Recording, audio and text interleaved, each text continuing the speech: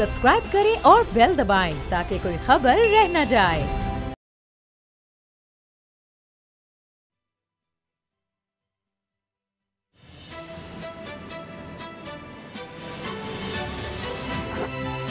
अब पता चला। बिस्मिल्लाहिर्रहमानिर्रहीम, अस्सलाम वालेकुम। जिस तरह आपने देखा अभी ब्रेकिंग न्यूज़ में कि 7 घंटे तवील इजलास जारी रहा वफाकी काबीना का, और उसमें एक बहुत बड़ा अहम फैसला हुआ है, वो ये कि वज़ीर आज़म ने फिर नोटिस ले लिया है, एक और नोटिस लिया है, और पेट्रोलियम मसनूआत ना मिलने का नोटिस है। पहले कीमतों पर नोटिस था, अब मसनूआत नहीं मिल रही है, पेट्रोल नहीं मिल रहा लोगों को, और हालत और ज़्यादा बदतर हो रही है। अभी ये खबर है तो खाक हो जाएंगे हम तुमको खबर होने तक। वज़ीर आज़म ने अब नोटिस तो लिया है, इससे कितना फ़र्क पड़ जाएगा। इसके अलावा शहबाज शरीफ साहब आज नैब में पेश हुए, 1 घंटे तक वो वहाँ पर रहे, और कैमरा भी लगाया गया था। वैसे तो फरमाइश नून लीग की थी कि बराह रास्त दिखाया जाए जो कुछ पूछा जाता है, लेकिन कैमरा लगने पर वो नाराज़ होकर उठकर वापस आ गए, लेकिन दोबारा फिर गए, और फिर 37 में से सिर्फ 4 सवालों के उन्होंने जवाब दिए। और सबसे दिलचस्प जवाब था जब उनसे पूछा गया 7 अरब रुपए का आप पर इल्ज़ाम है, यानी आमदन से ज़्यादा सासे, इसके बारे में आप कुछ तो बताएं। तो उन्होंने कहा मैंने 1 रुपया तनख्वाह नहीं ली, ये उनका जवाब था। लेकिन टार्जन नैब बन चुका है जी, और साबिक वज़ीर सेहत आमिर महमूद साहब को भी अब उनके खिलाफ भी इंक्वायरी की मंजूरी दे दी गई है। इसके साथ साथ इस वक्त जो मुआविन ख़ुसूसी हैं वज़ीर आज़म के बराए सेहत डॉक्टर ज़फ़र मिर्ज़ा साहब, आप उनको स्क्रीन पर देखते रहते हैं, उनके खिलाफ भी शिकायत की जांच पड़ताल का नैब ने फैसला कर लिया है। वर्ल्ड हेल्थ ऑर्गेनाइजेशन की सुन लें, वो अब पाकिस्तान के आगे हाथ जोड़ रही है ऑर्गेनाइजेशन के, जी हम आपको ख़त भी लिख रहे हैं, खुदारा 2 हफ्ते के लिए मुकम्मल लॉकडाउन कर दें, मुकम्मल लॉकडाउन कर दें। क्योंकि जब आपने लॉकडाउन किया था तो रोजाना 1000 केस थे, आपने नरम किया लॉकडाउन 2000 हो गए, आपने ख़त्म किया तो 4000 से ऊपर तादाद चली गई है। इन सब पर हम बात करेंगे, और सिंधिया केस में एक अहम पेशरफ्त हुई है, उस बारे में भी आपको बताएंगे कि पाकिस्तान पीपल्स पार्टी के बड़ों पर बड़ी संगीन इल्ज़ामात हैं, लेकिन केस दर्ज नहीं हो रहा। पीपल्स पार्टी चाह तो रही है, लेकिन केस सिंधिया के खिलाफ अभी तक दर्ज नहीं हो सका। सबसे पहले हम बात करेंगे जो शहबाज शरीफ साहब का केस है, उसी बारे में। असद खरल साहब, बाबर डोगर साहब मेरे साथ हैं। खरल साहब, पहले नून लीग की फरमाइश थी कि बराह रास्त दिखाया जाए जो सवाल पूछे जाते हैं। आज शहबाज शरीफ साहब कैमरा लगने पे नाराज़ हो गए। वैसे बड़ी एहतियात की गई थी नैब में आज। तो देखिए, नैब ने आज पूरी तैयारी की थी। जिस तरह शहबाज शरीफ साहब ने और उनकी वकला की टीम ने नैब को फंसाने की कोशिश की, मैंने जिस तरह बताया था कि हाई कोर्ट में जाने का उनका मकसद ये था कि नैब अगर वो जाएंगे तो नैब उनको बिठा सकता है, ताकि जो भी चीज़ है नैब वो रिकॉर्ड पे रखे और वो हाई कोर्ट में सामने लाए, और उसके बाद वकला को और शहबाज शरीफ साहब को टाइम मिलेगा, और उस हिसाब से वो हाई कोर्ट के देखे जनाब ये सवाल थे और हमने ये जवाब दे दिए। अब मामला क्या है कि आज शहबाज शरीफ साहब 1 घंटा 15 मिनट नैब के दफ्तर में गए, और जो एक जिस तरीके से मुल्ज़म एक पेश होता है, आज तक ये मिसालें नहीं इस तरह की हम देखते कि यानी अभी भी उनके जो कारकुन चले वो तो चंद एक लोग थे, लेकिन उसके लिए पुलिस और 500 पुलिस के अलावा एंटी राइट जो फोर्स है उनको वहाँ पे तैनात करना पड़ा। वहाँ पे बैरियर लगा के सड़कों को नैब के दफ्तर के अतराफ सील करना पड़ा। और शहबाज शरीफ साहब, जिस तरह आपने कहा, जो वहाँ पे उनके वकला की भी ये डिमांड थी। शाहिद खाकान अब्बासी साहब ये कहते कहते हलकान हो गए, कोरोना पॉजिटिव उनका आ गया, अल्लाह उनको सेहत दे।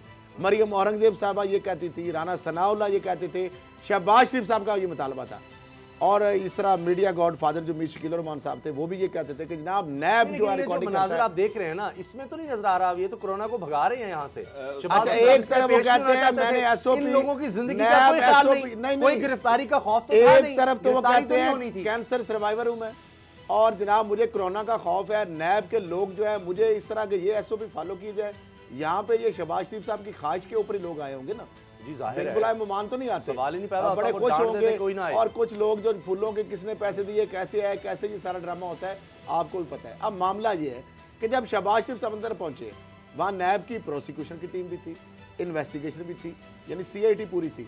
उन्होंने बाकायदा 37 सवालनामे बाकायदा तैयार किए हुए थे, क्योंकि उनको ये शक था कि शायद शहबाज शरीफ साहब जो सवाल हम पूछेंगे जो वो जवाब देंगे, क्योंकि हाई कोर्ट ने 19 जून तक शहबाज शरीफ ने जो स्ट्रेटजी खेली थी उनकी टीम ने रोका हुआ नैब को कि आपने इनको गिरफ्तार नहीं करना, और 19 जून से पहले जो DBI जो डील करती है नैब से रिलेटेड जो केसेस हैं, 19 जून से पहले नैब ने रिप्लाई भी देना है कि शहबाज शरीफ साहब के ऊपर इल्ज़ाम क्या है, ताकि शहबाज शरीफ साहब उनकी वकला टीम को मौका मिले। आज 37 सवाल जब उनसे किए गए और इस तरह बताया 4 उन्होंने जवाब दिए। नैब ने जो 4 उनसे सवाल जो किए उसमें सिर्फ ये जिस तरह आपने बता दिया कि 7 अरब के हवाले से, यानी सवाल गंदम जवाब चना, और जो वाक उन्होंने किया, क्योंकि शहबाज शरीफ साहब जिस तरह वो चाल खेल रहे थे कि नैब उनसे सवाल पूछेगा, वो रिटर्न को जवाब देंगे, हाई कोर्ट से उनके बुकला, चलिए इस तो पर दोबारा नैब बाबर ने साहब से उनको भी काउंटर बाबर साहब, स्ट्रेटजी ये ये बाकी की, सवालों का क्या उन्होंने बना उल्टा है? फंसा दिया शहबाज, चार वो के जवाब भागे आ गए, वहां से। बाकी 33 का क्या बना जिस है? तरह बाबर पिछले साहब, एक बाबर मिनट, साहब। पिछले दरवाजे से वो भागे ना, अभी नैब आज वो भागे पहले, नैब ने- उनको ये था कि ये क्या रिकॉर्डिंग ना कोर्ट में चले जाए, क्योंकि सवालों के जवाब नहीं, मिल जाए, खैर वो साहब, भागे, वापस आ गए। वाकआउट बाबर कर गए, साहब, उसके बाद फिर उनको खैर समझ आई। साहब, उसमें आज जो सवालात किए गए, नैब ने बड़ा ट्रिकी, आज उन्होंने भी बड़ा ट्रिकी खेला इनके साथ। उन्होंने कुछ प्रॉपर्टीज़ के बारे में इनसे पूछा कि ये सुना, ये प्रॉपर्टीज़ आपकी हैं, ये पाकिस्तान से बाहर की ये प्रॉपर्टीज़ आपकी हैं। तो कुछ प्रॉपर्टीज़ पे उन्होंने कहा जी ये मेरी नहीं, ये तो मेरे बड़े भाई साहब की हैं, ये नवाज शरीफ साहब की हैं, ये मेरी नहीं है। अच्छा, कुछ प्रॉपर्टीज़ पे उन्होंने कहा ये मेरी नहीं है, ये तो मरियम बीबी की हैं। वो लो। उसके बाद उन्होंने खैर साहब एक मिनट दे दें पब्लिक अकाउंट सर, एक मिनट दे दें। उस पर उन्होंने फिर खुद ही कुछ चीज़ें बताई कि देखें मरियम बीबी की ये प्रॉपर्टीज़ हैं, उनके पास ये चीज़ें हैं, और ये जो चीज़ें ये मियाँ साहब की हैं, इनसे मेरा या मेरे ख़ानदान का कोई ताल्लुक नहीं है, हमारा इनसे कुछ लेना देना नहीं है। अच्छा, जब ये वर्ड ये जो बातें कर रहे थे उस वक्त उनकी नज़र पड़ी कैमरे पे। जब कैमरे पे नजर पड़ी तो शहबाज शरीफ के लिटरली पसीना आ गया, वो घबरा गए, परेशान हो गए कि ये मैं क्या बोल गया हूँ और ये तो सारा कैमरा रिकॉर्ड कर रहा है। उस पर वो गुस्से में आ गए, नैब से लड़ पड़े और उठ के बाहर चले गए, जी मैं तो इस तरह नहीं बोलूँगा, मैं इस तरह बात नहीं करूँगा, कैमरे को हटाया जाए। अब नैब के पास कुछ ऐसी उन्होंने मालूमात का तबादला किया शहबाज शरीफ साहब ने, जो कि नैब के पास कुछ चीज़ें नहीं थी मरियम के हवाले से। मरियम के हवाले से शहबाज शरीफ साहब ने दानिस्ता कहा कि जी उनकी तो ये चीज़ें हैं, या ये प्रॉपर्टीज़ उनकी हैं, ये तो उस पर नैब उनको अलहदा से इन्वेस्टिगेट कर रहा है। अब उन चीज़ों को उन्होंने रिकॉर्ड कर लिया है।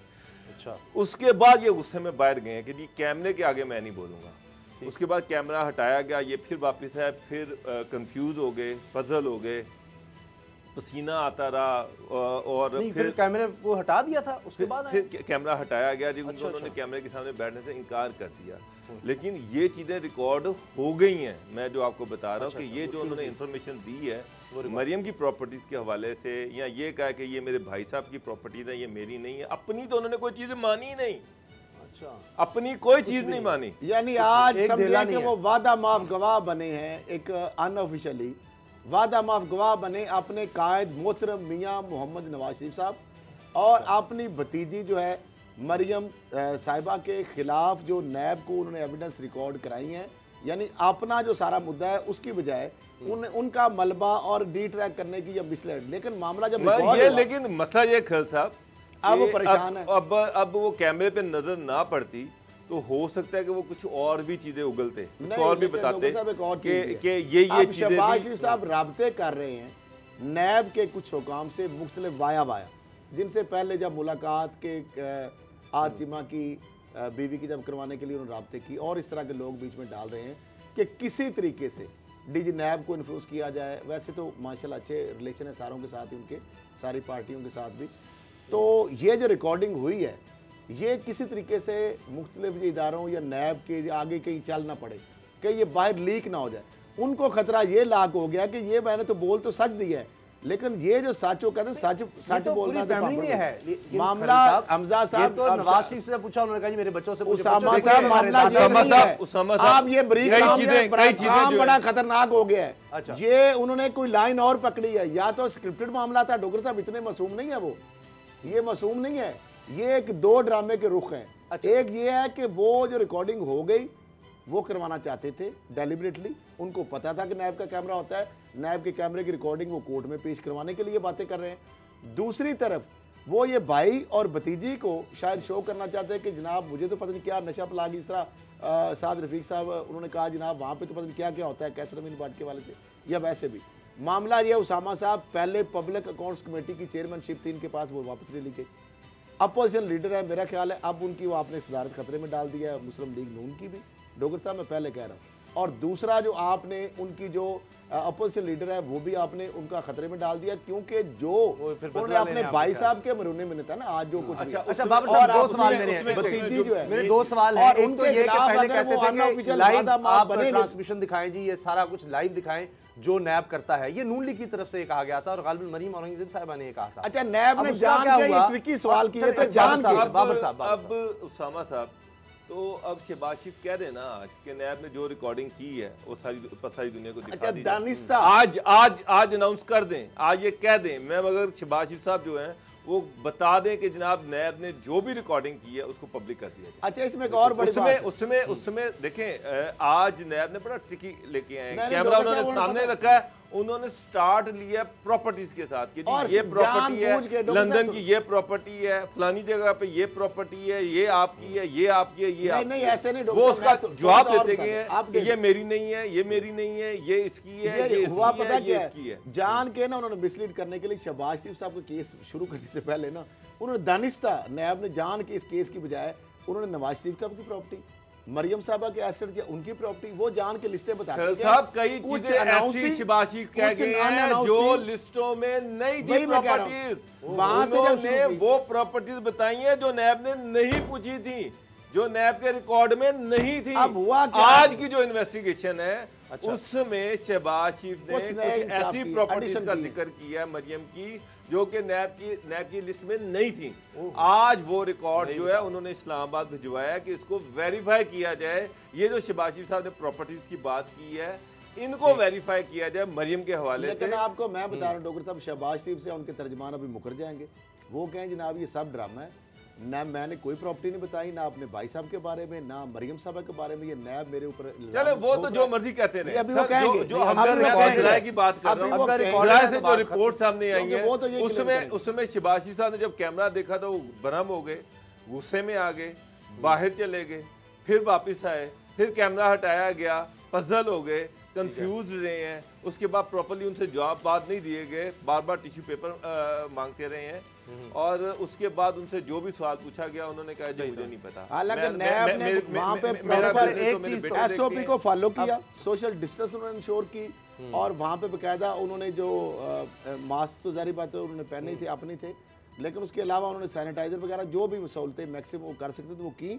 और ये मैं समझता हूँ कि शहबाज शरीफ साहब को इसलिए नैब ने चीज़ें बताई कि शहबाज शरीफ खुश हो रहे थे कि आज तो नैब बड़े पोले गेंद करा ले, यानी मेरे केस में तो जो चीज़ें हैं ये तो इल्ज़ाम मेरे ऊपर है ही नहीं, तो केस बड़ा सीधा है, बड़ा सिंपल है।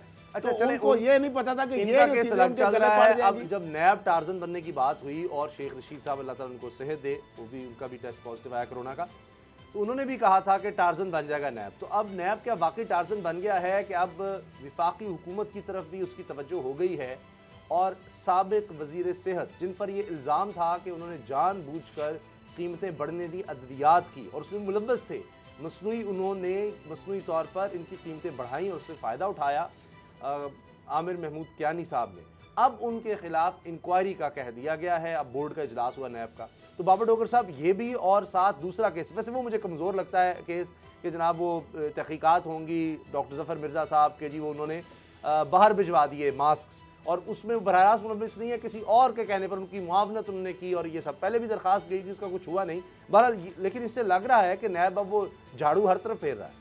बिल्कुल देखिए आमिर कियानी साहब जो है उन पे तो बड़ा सीरियस किस्म के एलिगेशन थे कि उनके दौर में जो अद्वियात की कीमतें थी वो कई गुना बढ़ी और उसमें किकबैक और कमीशन के इल्ज़ाम भी थे, उसी बुनियाद पर उनको इस ओहदे से हटाया गया था।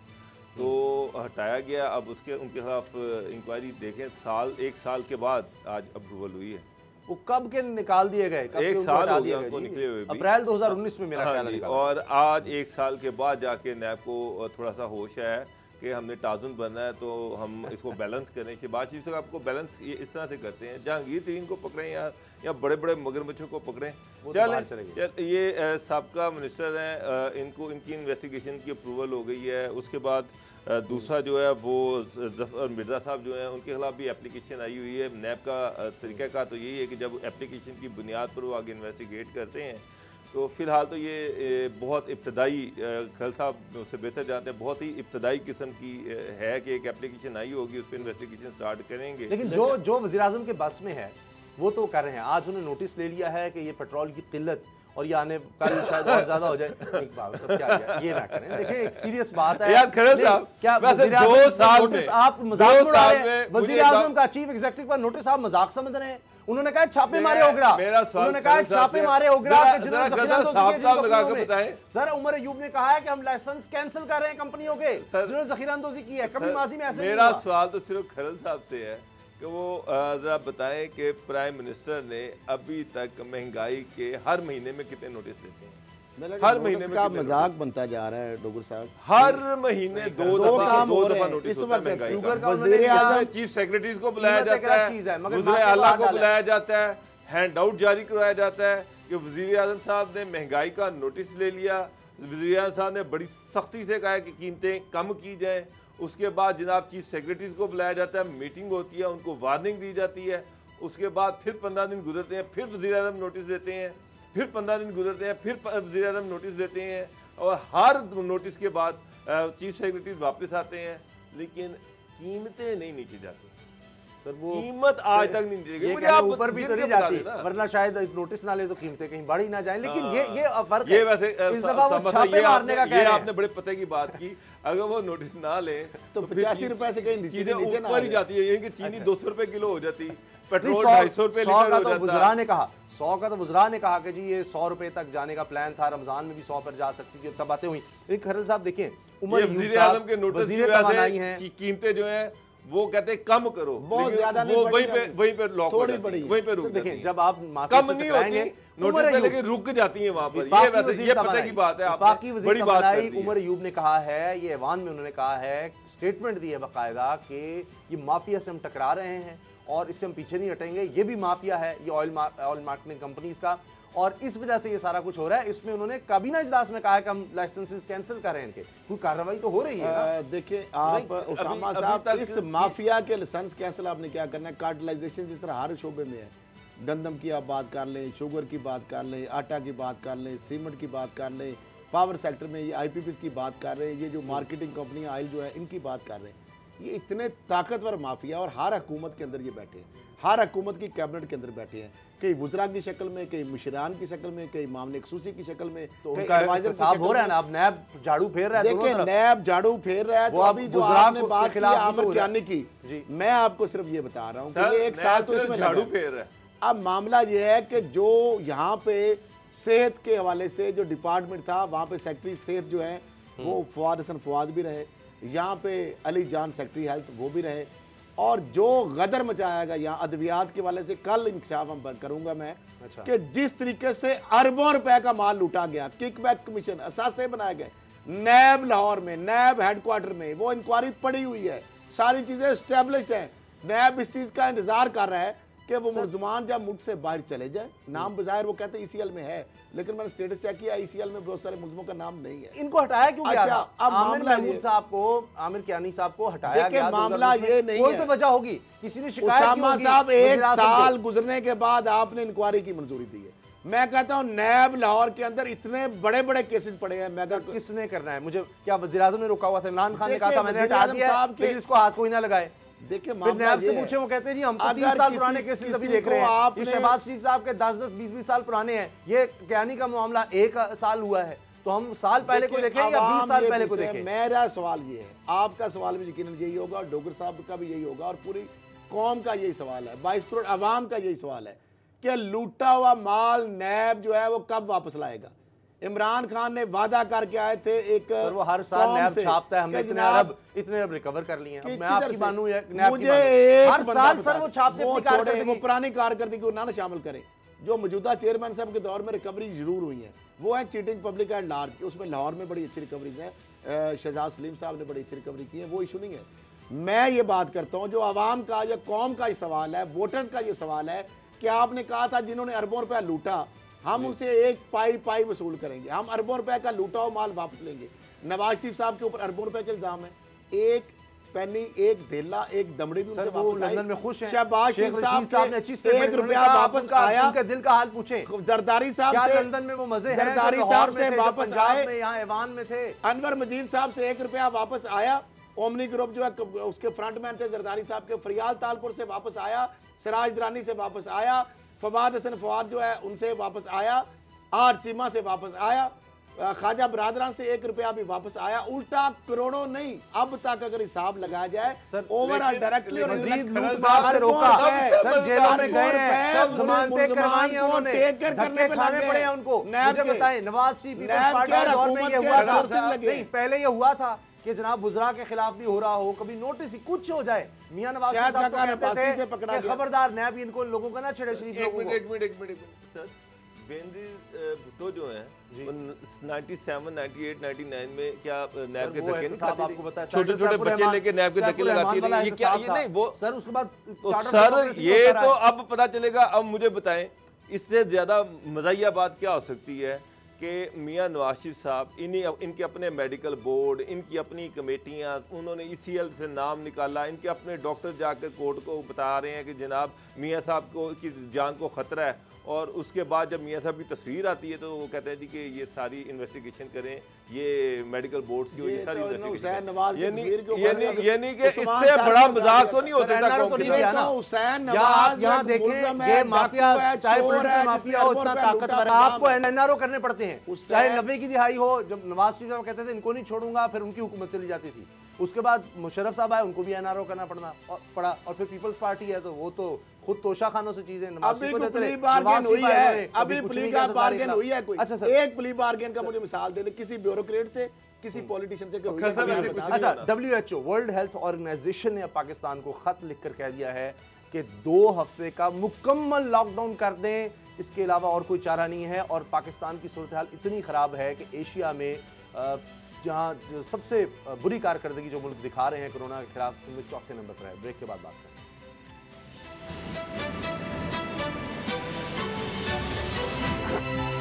अब पता चला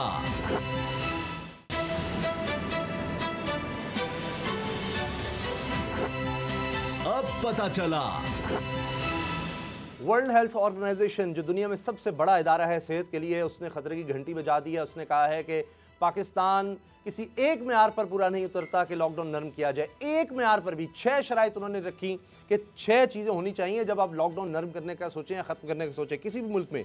एक तो वबा कंट्रोल हो, हेल्थ सिस्टम पर केस की तशखीस सामने आ रही हो, टेस्ट हो रहे हो, आइसोलेशन में हो, इलाज और ट्रेस करने का वो मुल्क अहल हो, हुकूमत इन चीज़ों को यकीनी बनाए कि हॉटस्पॉट रिस्क कम से कम हो। लेकिन पाकिस्तान में कुछ नहीं है। 50,000 टेस्ट रोज़ाना करना लाजमी है, ये भी नहीं हो रहा। तो वर्ल्ड हेल्थ ऑर्गेनाइजेशन ने कहा है कि 2 हफ्ते के लिए मुकम्मल लॉकडाउन, यानी जिसको आम लफ्ज़ों में कर्फ्यू की सूरत हाल कहते हैं, वो होना चाहिए। और उन्होंने पूरा डाटा दिया है कि जब आपने लॉकडाउन था, खैर वो भी किस तरह का लॉकडाउन था, 1000 केसेस रोजाना आ रहे थे, फिर आपने नरम किया लॉकडाउन, 2000 केसेस हो गए, अब 4000 से ज़्यादा केसेस सामने आ रहे हैं। और WHO कह रहा है कि आपका सिस्टम इसका मुतहमिल नहीं हो सकता। बाबर डोगर साहब, डॉक्टर यास्मीन राशिद साहिबा ने तो यहाँ तक कह दिया कि जी ये बिल्कुल ठीक कह रहे हैं वर्ल्ड हेल्थ ऑर्गेनाइजेशन वाले जो खत लिखा इन्होंने, और हम काबीना में बात करेंगे। ये तो खुद अपनी हुकूमत के खिलाफ बात करेंगे। उस्तामा साहब, मैंने आपसे पहले भी कहा था कि पहले तो पंजाब गवर्नमेंट और फेडरल गवर्नमेंट आपस में कई दफ़ा अब हेड ऑन हुए हैं, कन्फ्रंटेशन हुई है, आपस में एक दूसरे के खिलाफ बोले हैं, जिसमें पीछे जो मीटिंग्स हुई हैं उसमें फेडरल गवर्नमेंट ने कोरोना में जो इजाफा हुआ है पंजाब में, उसका जिम्मेदार पंजाब गवर्नमेंट को ठहराया। पंजाब गवर्नमेंट ने फेडरल गवर्नमेंट को ठहराया कि जनाब ये फेडरल गवर्नमेंट की पॉलिसीज थी, आपने हम पे प्रेशर दिया हुआ था कि किसी को पकड़ना नहीं है, किसी जो लॉकडाउन होगा वो इंतहाई कमज़ोर रखना है, उसमें लोगों को रेस्ट नहीं करना, लोगों को घरों से बाहर निकलने पर घरों में रहने पर मजबूर नहीं करना। तो ये तो वो पॉलिसी थी फेडरल गवर्नमेंट की जिसकी वजह से ये सारा कोरोना बढ़ गया। फिर ईद पे जो पॉलिसी आई, फेडरल गवर्नमेंट ने तमाम मार्केट्स खोल दी, वो तो फेडरल गवर्नमेंट के जो ऑर्डर थे उसके मुताबिक हमने अमल किया। फेडरल गवर्नमेंट का ये कहना था कि जनाब आपने अपने जो डिसीजन थे आपने खुद लिए हैं और अपने माहौल के मुताबिक लिए हैं, हमने आपको मजबूर नहीं किया। अभी भी ये जो सरकारी फिगर्स आ रही हैं, मैं कोई इसको नहीं मानता सामा साहब, ये गलत फिगर्स हैं। पंजाब गवर्नमेंट ने जो हेल्थ डिपार्टमेंट ने ख़त लिखा था जिसमें 6,70,000 उन्होंने मरीज़ कहे थे, ये आज से 20 दिन पहले की बात है। इस वक्त लाहौर में कोरोना के पेशेंट्स की तादाद 10 लाख से ज़्यादा है। मैं सिर्फ लाहौर की बात कर रहा हूँ। फैसलाबाद में कोरोना फैल चुका है। लाहौर पंजाब के तमाम बड़े छोटे शहरों में कोरोना की वबा इतनी तेज़ी से फैल रही कि अस्पतालों में इस वक्त जगह नहीं है। ये जो कह रहे हैं कि वेंटिलेटर्स हमारे पास फालतू पड़े हुए हैं, ये झूठ बोल रहे हैं, गलत स्टेटमेंट है। लोग समा साहब रुल रहे हैं, अस्पताल प्राइवेट हॉस्पिटल जो है उनके पास जगह नहीं है। ये कह रहे हैं किट्स यहाँ पे खुद मान रहे कि हमारे पास किट्स नहीं है, वाईडीए कह रही कि किट्स नहीं है, प्राइवेट अस्पतालों को सारी किट्स भेज दी हैं। सारे प्राइवेट अस्पताल जो है वो 8-8, 10-10 हजार रुपया लेके जनाब काबीना में बात हुई है कि लूट रहे हैं प्राइवेट हॉस्पिटल, लूट रहे हैं, एक लाख रुपया ले रहे हैं, 10-10 लाख, 5-5 लाख रुपया आपका पहले जमा होता है। हाँ जी ऐसे ही। ये तो एक प्राइवेट हॉस्पिटल की तो चांदी वो अच्छा, हो उस गई पे है। नोटिस कौन उन्होंने लेगा? तो इसको डॉक्टर साहब, पैसा लूटने की उस मशीन पे आप बना दी है नोटिस कौन कोरोना को। लेगा? वो 5-5, लोग 8-8 जिनको लाख। ऑक्सीजन नहीं मिल रही, वो लोग जो बेचारे मर रहे हैं, वो तो कुछ भी देने को तैयार है कि खुदा का नाम है हमें वेंटिलेटर पे लिटा दो, खुदा का नाम है हमें सांस ऑक्सीजन जब वाला नहीं आ रहा होता, अल्लाह बेड दे माफ दो। करे, अल्लाह ऑक्सीजन का सिलेंडर मार्केट में नहीं मिल रहा, वो इंजेक्शन जो 1.5 लाख के 2 थे, वो 4 लाख का एक इंजेक्शन नहीं मिल रहा। ये गवर्नमेंट किधर सोई हुई है, कौन सी बातें कर रही है? सर इस वक्त मैं आपकी बात से एग्री कर रहा हूँ, लाहौर में पाकिस्तान में कर्फ्यू लगाने की जरूरत है। अगर आप चाह रहे हैं, अभी भी आपकी 30 से 40% आबादी इन्फेक्ट हो चुकी है, और अगर आप ये चाह रहे हैं कि पाकिस्तान न्यूयॉर्क ना बने, पाकिस्तान इटली ना बने, पाकिस्तान फ्रांस ना बने, अल्लाह ना करे कि हमारी गलियों में लोगों की डेथ्स हो रही हो, तो आपको कर्फ्यू लगाना पड़ेगा। इटली ने कर्फ्यू लगाया, फ्रांस ने कर्फ्यू लगाया, सारी दुनिया में जहाँ जहाँ कर्फ्यू लगा वहाँ पर हालात बेहतर हुए, खराब नहीं हुए। ये जो सारे ममालिक जो इनके बुरे हाल थे, अब कहाँ है खबरें? आज न्यूजीलैंड की कल जो प्राइम मिनिस्टर उसने प्रेस कॉन्फ्रेंस की है कि आखिरी जो पेशेंट था वो भी रिकवर होकर घर चला गया। एक तरफ वो मुल्क है जिन्होंने सख्ती से SOPs पर अमल करवाया। हमारी गवर्नमेंट तो लोगों को अभी तक 50% आबादी तो ये मानती नहीं कि कोरोना नाम की कोई चीज है या नहीं है। अच्छा अभी भी तो ये गवर्नमेंट की बहुत बड़ी फेलियर है, नाकामी है। ये मैं एक तरफ आप मदद ईशा बनी हुई है गवर्नमेंट, किसी को कुछ ना कहा जाए, जो मर्जी करते फिरे।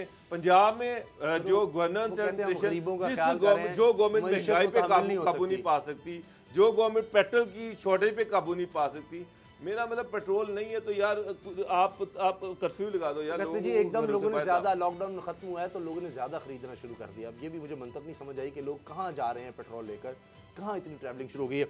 खरल साहब 4 टेस्ट अगर करते हैं तो 1 पॉजिटिव आ रहा है, ये सरकारी फिगर है, मैं अपनी तरफ से नहीं कह रहा। तो बाबर साहब जो 10 लाख सिर्फ लाहौर की तादाद बता रहे हैं, अगर 1.25 करोड़ आबादी भी हो तो हर 4 में से टेस्ट में से 1 आए तो ये तो 25 लाख से भी बात 35 लाख। उसामा साहब जो आप कह रहे हैं 4 टेस्ट से 1 बंदा निकलता है, और 1 लाख का जो फिगर है ये वो है जो टेस्ट हुए हैं। आपको पता है हर 10वां बंदा या 20वां बंदा सरकारी टेस्ट की बात है, प्राइवेट लैब का भी डाटा इसमें शामिल नहीं है। ज्यादातर लोग तो डर के मारे चले प्राइवेट का भी शामिल कर ले। मामला ये उसामा साहब आप बैठे हैं, डॉक्टर साहब आप बैठे, मैं बहुत सारे ऐसे लोगों को जानता हूं कि जिनको बुखार होता है, ये सिम्टम्स भी आते हैं, वो डर के मारे टेस्ट नहीं कराते। वो कहते हैं अगर हम टेस्ट कराएंगे, जहां से भी कराएंगे, कोरोना पॉजिटिव आ गया और अगर हमें उन्होंने क्वारंटाइन कर लिया, पहली बात सरकारी अस्पताल में भी जाके हमने मरना है, क्योंकि इसकी वैक्सीनेशन मेडिसिन तभी है नहीं, वहां पे आइसोलेशन में आपको डाल देंगे, आपने मार के बाहर आना है।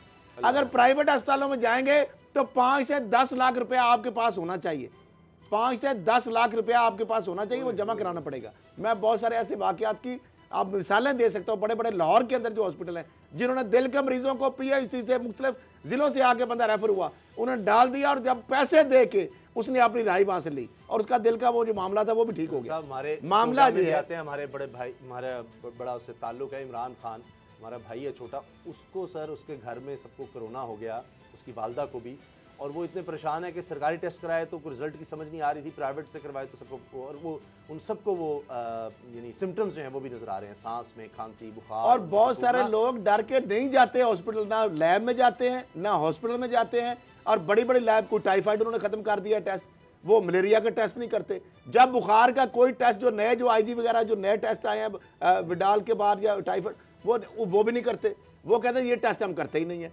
इसके लिए रिकमेंडेशन लाए। लोग प्राइवेट हॉस्पिटल में जाएं तो वो कहते इतने पैसे पहले जमा कराए, पहले तो वहाँ पे वैसे ही मुआसरा करके बंदे को पकड़ लेते हैं, खवातीन को, बंदों को, और वहाँ से उनको बकायदा उनको हिरासत में ले लिया जाता है। प्राइवेट इस तरह सरकारी अस्पताल में आप जाते हैं नए पेशेंट को एडमिशन ही नहीं दे और सरकारी हॉस्पिटल में सर आप जाए तो सही। मुझे लाहौर के किसी एक प्राइवेट हॉस्पिटल में कोरोना का पेशेंट नहीं, आप 5-10 लाख रुपया सर जगह ही नहीं है, जगह ही नहीं है। मेरा रोना तो ये है कि लोग पैसे लेके फिर रहे हैं, जगह नहीं है। 1000 बेड जो है वो प्राइवेट फैसला हुआ अस्पतालों है में ऑक्सीजन के साथ 1000 बेड का इंतजाम अच्छा, किया जाएगा। मुझे उसामा ये साहब, असद उमर वो साहब तो ने पता नहीं किया कब जाएगा। होगा। मैं आपको एक बात बताता सर हूं, पहले क्यों नहीं किया जब ये कब अब से मुझे है? ये कैसे हम कर रहे हैं? हम लॉकडाउन आपने तब करेंगे जब 10,000 हमारे और खदमात हो 1,000 जब था उस वक्त आपने लॉकडाउन कर दिया। अब 1 लाख जो हो गया उससे बाद 10 लाख जैसे डॉक्टर साहब कह रहे हैं इससे भी ज्यादा हो सकता है। Possibility can not be ruled out. मामला यह है कि आपने WHO ने कह दिया, वफाकी हुकूमत कंफ्यूजन का शिकार है, पंजाब हुकूमत कंफ्यूजन का शिकार है, सिंध हुकूमत जो है वो अपनी वो बजा रही है। मुझे ये बताएं इस मामले के अंदर भी पूरी कौम हुकूमतें एक पेज पे नहीं है। जब आप एक पेज पे नहीं है, आप कंफ्यूजन का शिकार है। मुझे ये बताएं, आप बाकी चीजें तो हो ही रही हैं, इसके अंदर जो सूरत हाल बन गई है ये खौफनाक एक सूरत हाल इख्तियार कर चुकी है। सिंध हुकूमत की भी बात है, वो पहले से डरी हुई थी, कहती थी, लेकिन अब सिंध में सूरत हाल ये है, खासतौर पे डॉक्टर्स कह रहे हैं कि कोई बड़ा अस्पताल ऐसा नहीं है कि जो कह रहा हो कि जी हम कोई एक पेशेंट भी ले सकते हैं। सब किसी के पास जगह तो नहीं। किस चीज का इंतजार कर रहे हैं? WHO तो वार्न कर रहे हैं आपको, सूबाई मिनिस्टर भी कह रहे हैं। इमरान खान साहब कहते हैं हम दोबारा लॉकडाउन की तरफ नहीं जा सकते। उन्होंने तो ये कह दिया, उन्होंने कहा जी मईशत जो है ना वो हमारी मुतामिल नहीं हो सकती, लेकिन क्या हमारा हेल्थ सिस्टम मुतामिल हो सकता है? सर ब्रेक का वक्त हो गया, ब्रेक के बाद बात करेंगे सिंथिया रिची का जो केस है उसमें पाकिस्तान पीपल्स पार्टी की तरफ से बड़ी कोशिशें हुई हैं कि उनके खिलाफ मुकदमा दर्ज करवाया जा सके, लेकिन FIA ने इसकी मुखालफत की। क्यों FIA ने मुखालफत की, ब्रेक के बाद बताएंगे।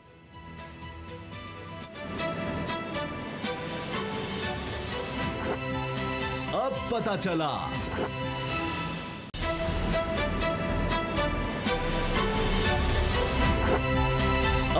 चला सिंथिया रिची का मामला मुसलसल खबरों में है और पीपल्स पार्टी की तरफ से कोशिश की गई कि उनके खिलाफ मुकदमा दर्ज किया जाए। पुलिस ने कहा कि FIA के दायरे कार में आता है और FIA का जवाब ये था, क्योंकि वो फिर पीपल्स पार्टी के जो मकामी रहनुमा हैं वो अदालत चले गए और अदालत में ये बात सामने आई, FIA का मौक़िफ़ आया कि कानून के मुताबिक सिर्फ मुतासरा शख्स या उसका कोई यानी जो भी लवाहिकीन में से कह लें वो मुकदमा दर्ज करवा सकता है। मामला था बेनज़ीर भुट्टो साहिबा के हवाले से कुछ ऐसी बात सिंथिया ने ट्विटर पर कही थी, तो वो अभी तक तो यही हो रहा है। अदालत में अब FIA ने जवाब दे दिया कि चूँकि मुतासरा शख्स नहीं है जो दरख्वास्त लेकर आए, लिहाजा मुकदमा दर्ज नहीं कर सकते।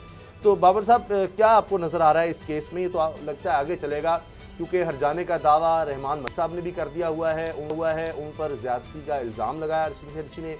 यूसुफ रज़ा गिलानी साहब साबिक़ वज़ीर आज़म, साबिक़ वज़ीर मखदूम शाहबुद्दीन साहब, उन पर भी इन्होंने हिरासा करने का इल्ज़ाम लगाया। एलिगेशंस बहुत सीरियस हैं, पाकिस्तान की तारीख में इस तरह का नहीं मिलता इतनी हाई लीडरशिप पर किसी पार्टी की इस तरह के संगीन इल्ज़ाम लगे हों। उसामा साहब बहुत सारे सवालात खड़े हो रहे हैं। पहली बात तो ये जो इल्ज़ाम लगा रहे हैं 1911 से और उससे पीछे 2011 आज से 10-10, 15-15 साल पुराने, ये इतनी अर्सा चुप क्यों रही? इतना अर्सा पाकिस्तान में कर क्या रही थी? इतना अर्सा चुप क्यों रही? अब किसके इशारे पे ये एकदम एक्टिव हो गई हैं और इन्होंने ये सारे इल्ज़ाम लगाने शुरू कर दिए हैं?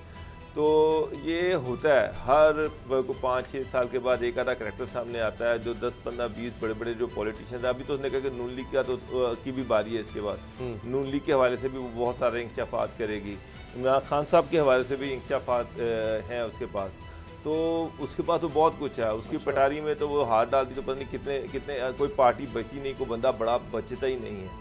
तो ये होता है, ये मैंने भी देखा कि हर 3-4-5 साल के बाद एक आदमी ऐसा करैक्टर सामने आता है जो बड़े बड़े लोगों पर बेतहाशा इल्ज़ाम लगाता है।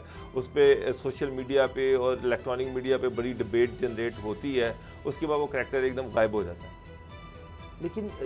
लेकिन मैंने कभी आज तक किसी के खिलाफ कोई लीगल कार्रवाई नहीं होते देखी। मैंने आज तक किसी के खिलाफ कोई पर्चा दर्ज होते नहीं देखा, कोई इस तरह ये कुछ भी नहीं होना। ये अल्टीमेटली आप देखिएगा कि वो एकदम वो सर देखिए ना, दो ही पॉसिबल, या तो वो झूठ बोल रही है या सच बोल रही है। अगर वो झूठ बोल रही है तब भी कार्रवाई होनी चाहिए कि इस तरह। मुझे एक बात बताया, रहमान मलिक ने 2011 में ज्यादती की, ये इल्जाम लगाया, उसको कौन वेरीफाई करेगा? कैसे वेरीफाई होगा? ये तो इदारों का काम है। वो जो वेनस्टाइन जो वो प्रोड्यूसर और वो नहीं, investor ये था, 2011 का रेप जो है ये किस कोर्ट में प्रूव होगा? सर आपको खरल साहब आप मुझे बताएं ये इस केस में फौजदारी पर्टिकुलर है कि इतने पुराना एक औरत के साथ ज्यादती हुई है अगर बिल फर्ज तो वो अब पुराना हो गया। कैसे इसका मेडिकल क्या होगा? मामला ये है कि इसको प्रूव भी तो करना है ना, कोर्ट ऑफ लॉ में जाके आपने प्रूव करना है जी। 9 साल बाद किस तरह प्रूव कर सकते हैं? वहां पे गवाह कौन थे? कम से कम 3 गवाह होने चाहिए। मेडिकल जो है वो रिपोर्ट क्या है? 9 साल बाद आपने इल्जाम तो लगा दिया, ठीक है, सही है या गलत है ये अल्लाह बेहतर जानता है।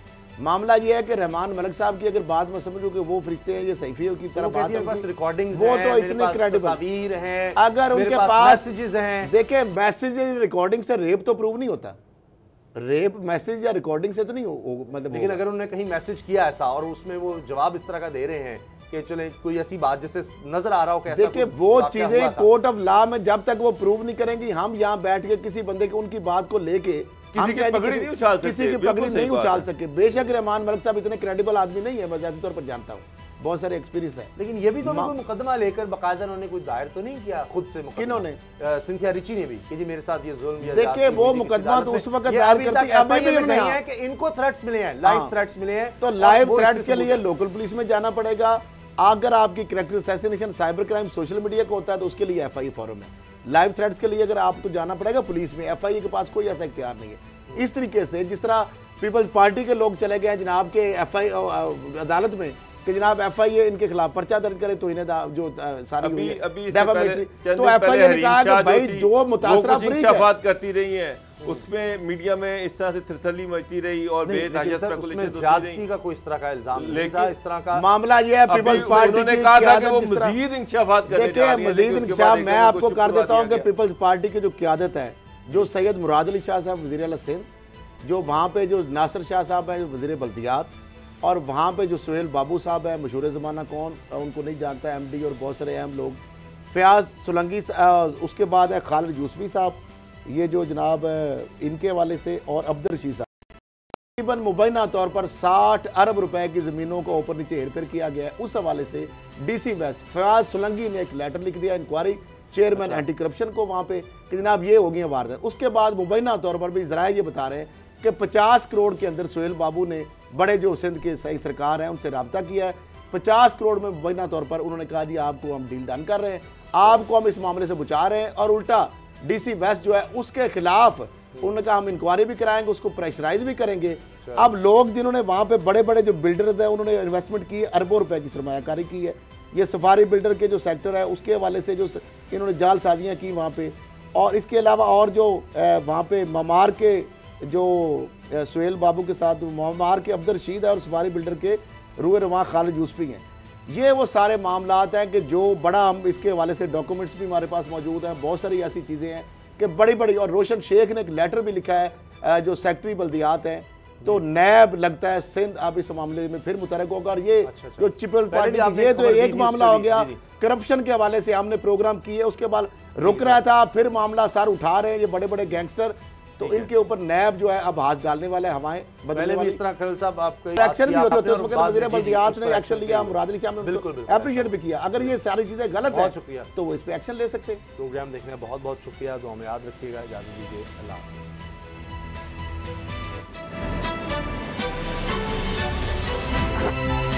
अब पता चला। सब्सक्राइब करें और बेल दबाएं ताकि कोई खबर रह न जाए।